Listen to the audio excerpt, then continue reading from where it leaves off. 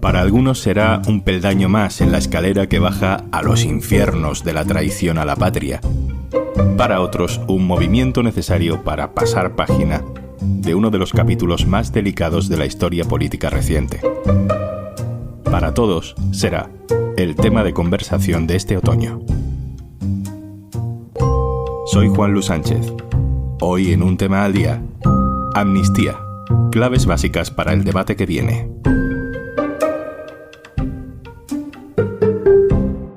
Una cosa antes de empezar.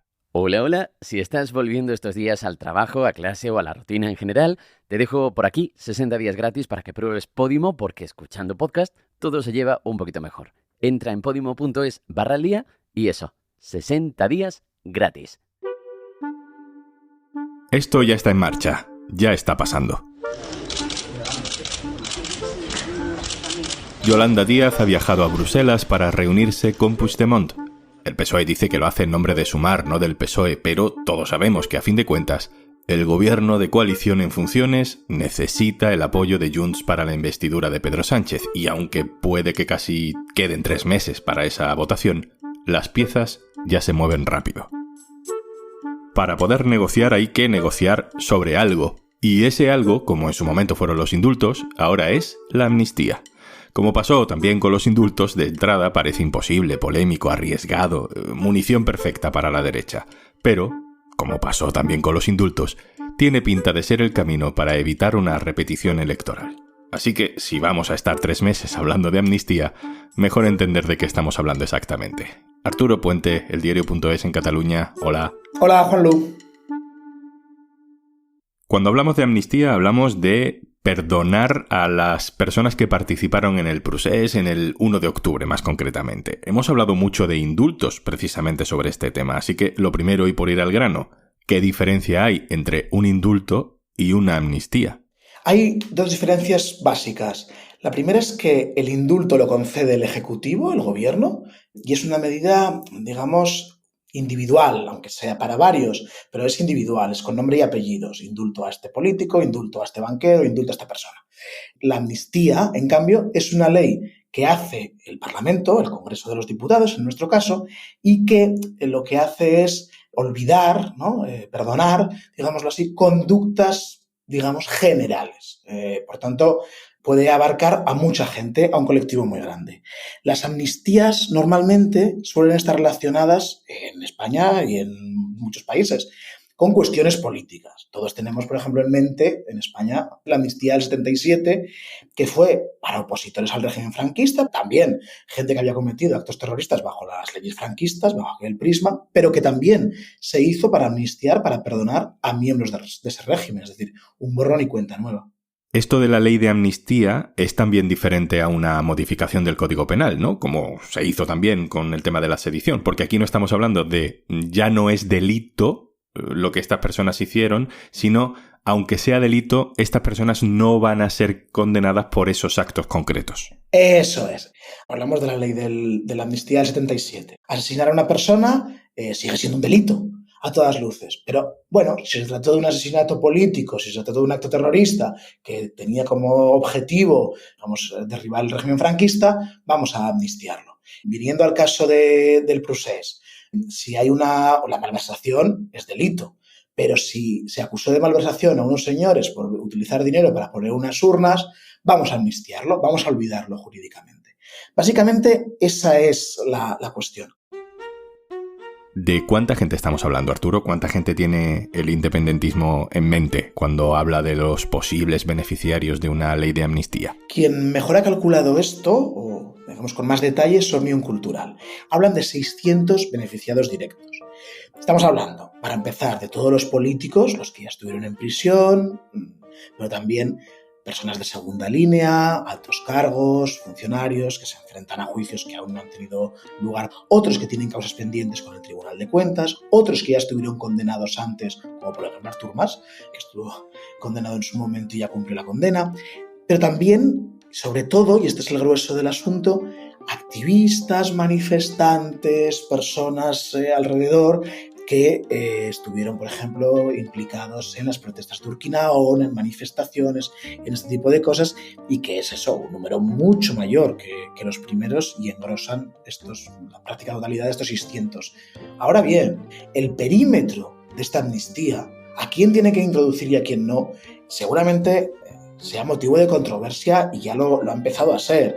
En su momento Junts dijo que quería que Laura Borràs, condenada por corrupción en un caso que muy poco o nada tiene que ver con el procés, pues nada de nada, dijo que también la quería introducir en su ley de amnistía, es decir, la quería exculpar penalmente.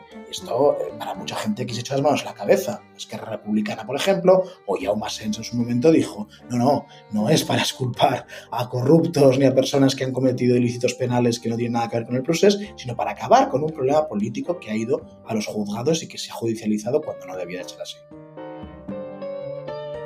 Me ponías antes el ejemplo de la amnistía del 77, me decías que fue una amnistía para, entre muchas comillas, para ambas partes, y en este caso se habla de que los policías imputados por las cargas del 1 de octubre también podrían entrar en ese perdón colectivo. Sí, los juristas, no todos, hay mucha controversia jurídica, pero hay varios juristas, y no solamente, digamos, de un lado, sino que también independentistas, que dicen que para que esta ley de amnistía esté de acuerdo con los valores de igualdad, es decir, sea la ley igual para todos, tiene que introducirse también los procesados, los enjuiciados, del otro lado, entre comillas. ¿Quiénes son los únicos enjuiciados aquí, procesados no independentistas? Son los policías y mandos policiales que actuaron el 1 de octubre en Barcelona, en aquella jornada de votación en la que evidentemente hubo escenas de violencia policial. Esto se ha instruido por parte de un juzgado y en estos momentos hay una 50 de policías nacionales, sobre todo,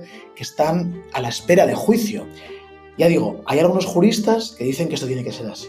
Otros se echan las manos a la cabeza, Hay algunos otros juristas que dicen que para nada, que además las convenciones internacionales impiden explícitamente aplicar amnistías a funcionarios que hayan cometido el delito de tortura al que podrían llegar a ser condenados estos policías.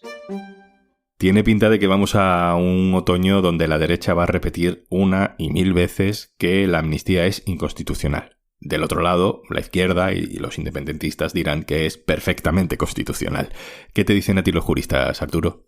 Vamos a ver. La legislatura pasada lo que se consideró era que una ley de amnistía era manifiestamente inconstitucional. Esto lo dijeron los letrados del Congreso que tumbaron la proposición de ley de los independentistas.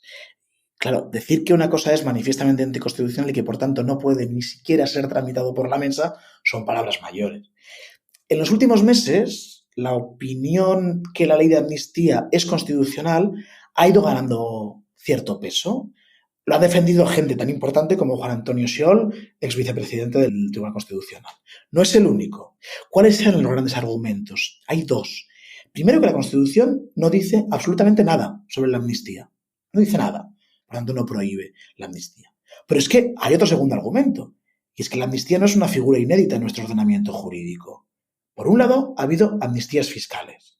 Y por otro lado, nuestras leyes, nuestros tribunales, siguen reconociendo hoy los efectos de la amnistía del año 77. Por tanto, parece plenamente incardinado en nuestro sistema jurídico, o así lo entienden muchos juristas.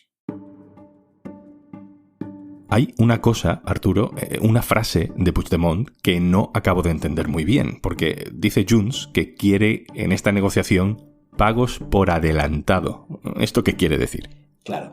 Carles Puigdemont lo que dice es que la desconfianza que tiene hacia Pedro Sánchez es total, que no se cree nada. Y además quiere todo el rato subrayar que el PSOE ha engañado a Esquerra o que Esquerra se ha dejado engañar en la legislatura pasada, con promesas incumplidas. Y por tanto, Carles Puigdemont pide que antes de prestar sus votos para nada haya pruebas, ¿no?, de que se van a cumplir. Ejemplo, en la negociación de la mesa, Carles Puigdemont pidió que el ministro Álvarez enviara una petición firmada y sellada a la Comisión Europea para discutir la oficialidad del catalán, gallego y euskera en la próxima reunión del Consejo Europeo. Hasta que no tuvo el papel, para entendernos, Carles Puigdemont no dio luz verde a que se apoyara a la presidenta Francina Armengol para la presidencia del Congreso. Esto es lo que entiende Carles Puigdemont por adelantado. Y en esto también es interesante entender que la ley de amnistía es una ley que se hace en el Congreso y que, por tanto, el Congreso, para empezar a tramitarlo, para que haya pagos por adelantado o pruebas concretas, no es necesario que esté investido Pedro Sánchez. Los grupos pueden empezar a hacer sus propuestas. Y esto es muy interesante porque en el calendario pone antes la posibilidad de dar pruebas de que la amnistía va en serio antes de que Puigdemont tenga que dar sus votos. Por eso yo creo que también la cuestión de la amnistía ha aparecido como una prueba importante, ¿no?, para Carles Puigdemont. Pero en ese caso estaríamos hablando de un gobierno en funciones metiéndose en una ley muy delicada con el riesgo de una repetición electoral, sin tener nada 100% seguro. Es una jugada muy arriesgada. Sí que lo es, pero primero Pedro Sánchez ya ha dado muestras, yo creo que más que abundantes, de que riesgo es su segundo nombre. Por otro lado, la legislatura y la mayoría de la investidura da para lo que da. Necesita sí o sí a Carles Puigdemont, ya no es ni con una abstención, que tampoco, es decir, una abstención también te la querría cobrar. Yo creo que aquí hay un argumento que es muy importante, que es que los indultos y la vía de desjudicialización solo iniciada, porque solamente se ha iniciado, pero los indultos no solamente han sido positivos para el PSOE a la hora de garantizar una mayoría estable en el Congreso y por tanto poder tirar la legislatura pasada adelante. Es que también se ha demostrado que en Cataluña ha bajado mucho la temperatura política. Los indultos han sido un bálsamo. Por tanto, si los indultos han sido un bálsamo, yo creo que el PSOE puede considerar que la amnistía también puede ser un bálsamo, y todavía más, y que puede bajar mucho los ánimos.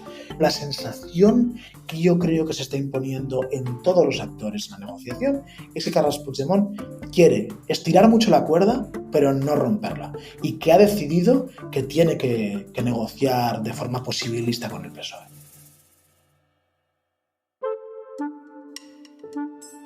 Arturo, la pregunta final, la pregunta trampa. ¿Tú qué crees que va a pasar? ¿Gobierno o repetición electoral? Yo creo que gobierno, Juanlu. Lo creo por los movimientos que ha hecho Puigdemont en los últimos tiempos. Estamos viendo un Puigdemont que quiere negociar. Estamos viendo un Puigdemont que además quiere exhibir la negociación. Quiere decir, yo soy un actor político relevante. Arturo Puente, compañero, El Diario.es en Cataluña. Un abrazo, gracias. Muchas gracias a ti, Juanlu.